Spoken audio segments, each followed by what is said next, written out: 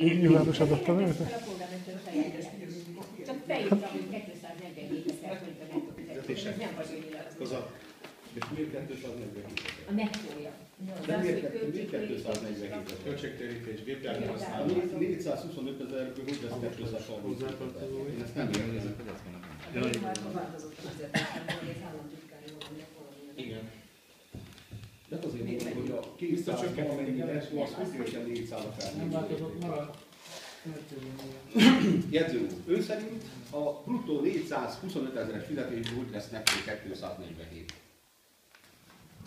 Ezt biztos valami matematikai számokat. Igen. Mert föltételezzük. De most olyas hozzátartozói.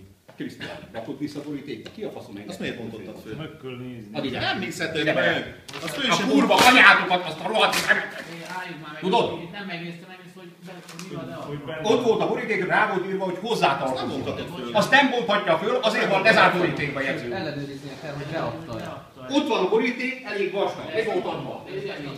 Úgyhogy ne szórakozzunk itt a választópolgárokkal, se az önkormányzati képviselőkkel, mert ezt nem szeretjük. Rendben? Jegyző úr, én kérem, hogy szóljunk a rendőrségnek. Mindig azon a beadva.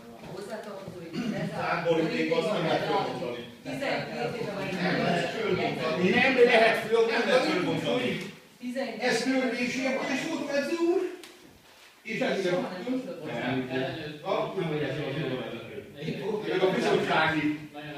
bizottsági tököm is.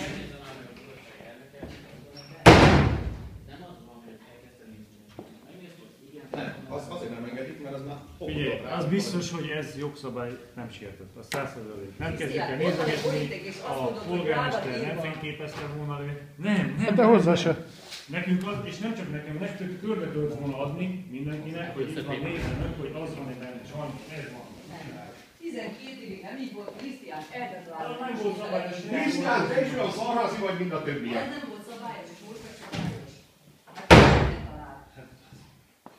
Én nem értem, hogy Vállalja a felelősséget, vállalja a felelősséget, rájut, hogy hozzátartozik, majd ha egyszer lesz egy vagyonosodási vizsgálat és fölbontják, akkor meg fogja ütni a bokáját, hogyha 3 darab üres írólapot rakott bele. Hát 12 éve így volt, ne találjatok már mindent hirtelen átírtok. De mit írok én át? Hát itt a jegyző megmondja, ha neki nem hisztek, akkor tényleg, akkor komolyan mondom, kapálják el adatokat, akkor nem hisztek hány darabot adott le, és hogy ezt meg kell nézni és kész, ilyen nincsen.